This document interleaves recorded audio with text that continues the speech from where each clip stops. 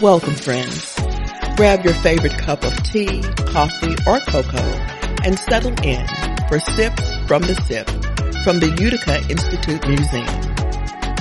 Sips from the Sip is all about sharing the history of little-known people and places in Mississippi.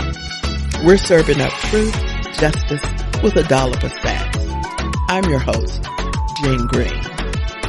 Today's episode is the 27th of a multi-part series of readings and discussions from the book, Black Man's Burden.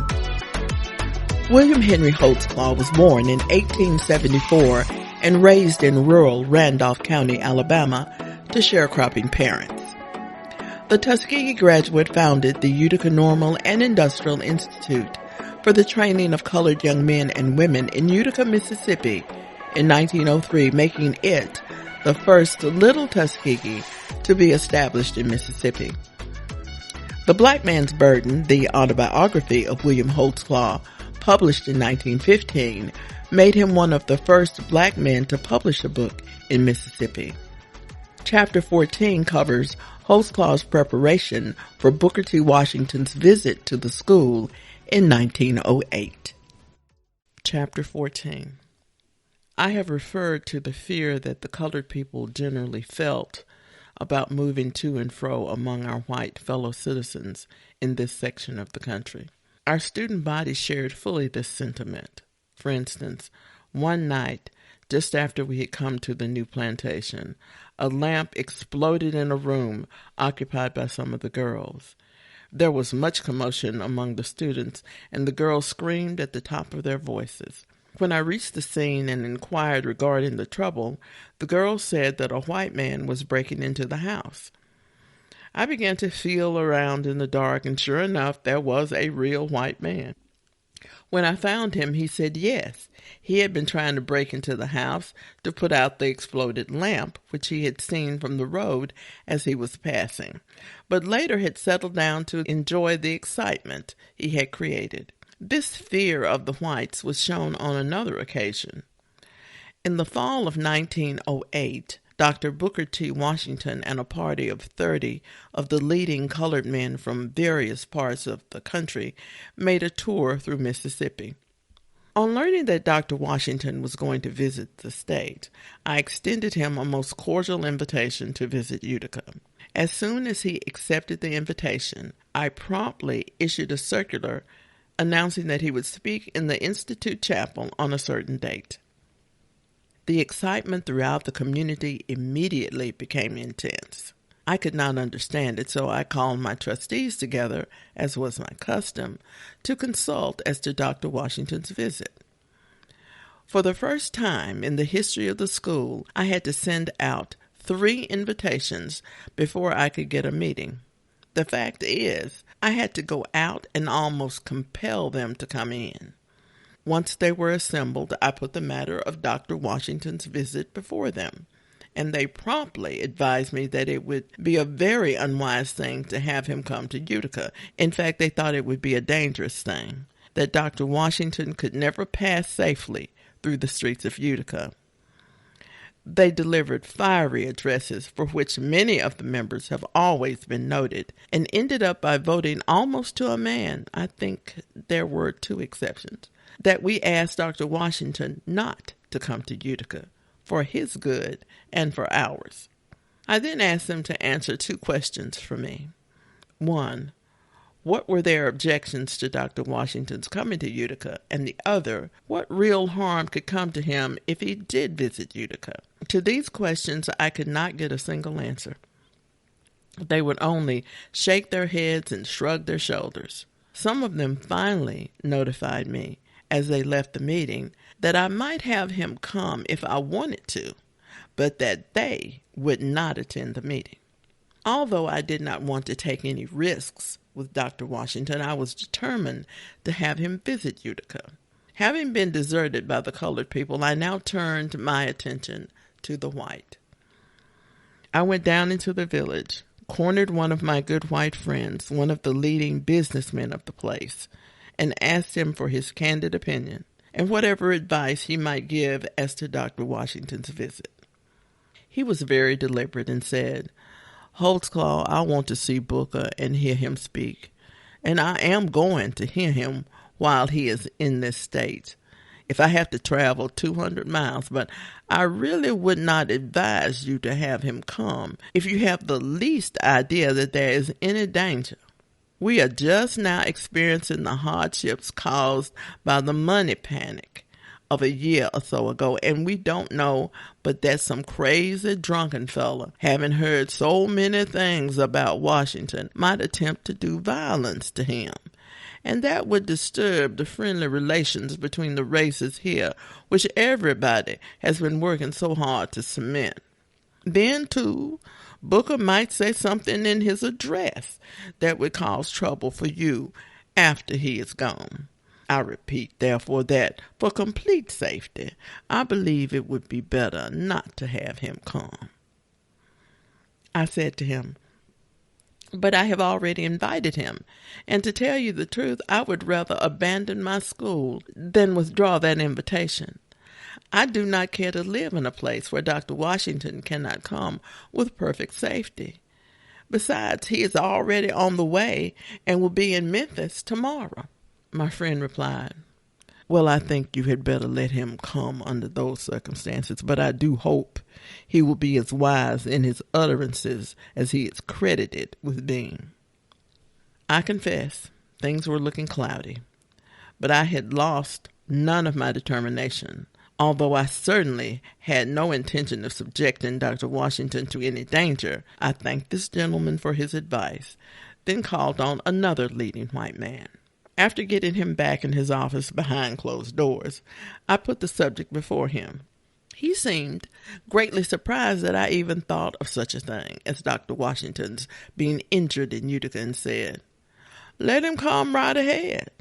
He will be as safe in Utica as he would be in New York. And so I made my rounds of the leading men of the city. For fear that they would not talk to me as freely as they would among themselves, I sought the services of one of my best white friends and asked him if he would not look over the town and the neighboring country and give me his frank opinion as to Dr. Washington's visit. He complied as hurriedly as possible, and when he had finished, he told me that there was not the slightest danger in the proposed trip, that every man and woman with whom he had talked were ready and eager to see Dr. Washington, that I should have him come without doubt. So I determined to let the matter go through. I went to the city marshal and told him of the apprehension of the colored people and asked for his best protection of Dr. Washington. After laughing heartily at me, he assured me that he would be on hand and that nothing in the world would happen to him. He seemed greatly astonished that I should feel any doubt. I then boarded a train and met Dr. Washington in Memphis, where I went over the whole matter with his private secretary, Mr. Emmett J. Scott, and Mr. Charles Banks, cashier of the Bank of Mount Bio and the leader of the party in Mississippi. On we came to Utica, reaching there at 8 o'clock in the morning. To my surprise, Utica had more people in it that day than I have ever seen there before or since.